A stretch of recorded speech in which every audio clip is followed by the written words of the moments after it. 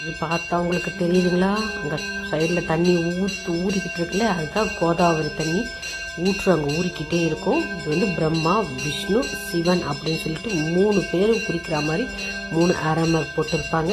இதுதான் உங்களுக்கு வந்து ஜோதிர்லிங்க தரிசனம், திரம்பகேஸ்வரர் ஜோதிர்லிங்க தரிசனம், நாசிக்கா. அந்த 3 இடத்துலையும் நூல் வச்சு வஸ்திரம் மாதிரி வச்சு அதுக்கு அர்ச்சனைலாம் பண்ணி விபூதி அபிஷேகம்லாம் உங்களுக்கு பண்ணுவாங்க.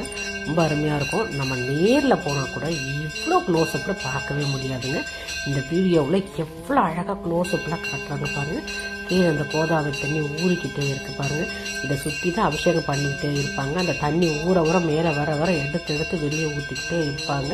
இது வெளியில் நல்லா அலங்காரம் பண்ணிவிட்டு உள்ளுக்குள்ளேயும் எப்போ பார்த்தாலும் அபிஷேகம் நடந்துக்கிட்டே தான் இருக்கும். காசியில் இருக்கிற மாதிரி காசிக்கு அபிஷேகம் பண்ணுறாங்க, இங்கே அபிஷேகம் பண்ணுற மாதிரி இங்கே வந்து இந்த ஜோதிர்லிங்கத்துக்கு அபிஷேகம் பண்ணிக்கிட்டே இருப்பாங்க. சந்தனம், மஞ்சள், பால் எல்லாம் பண்ணிட்டு தண்ணியை வந்து இறச்சி கடத்து ஊற்றுற மாதிரி ஊற்றிக்கிட்டே இருப்பாங்க. இந்த கோதாவரி தண்ணியை இங்கே பாருங்கள், மேலே டாப்லேருந்து இந்த வியூ காட்டுறது அலங்காரம்லாம் பண்ணி முடிச்சதுக்கப்புறம் இப்படி இருக்கும். நம்ம அங்கே நேராக போனால் கூட இவ்வளோ தெளிவாக நம்மளால் பார்க்க முடியாதுங்க. அருமையான ஒரு தரிசனம் இருக்குது.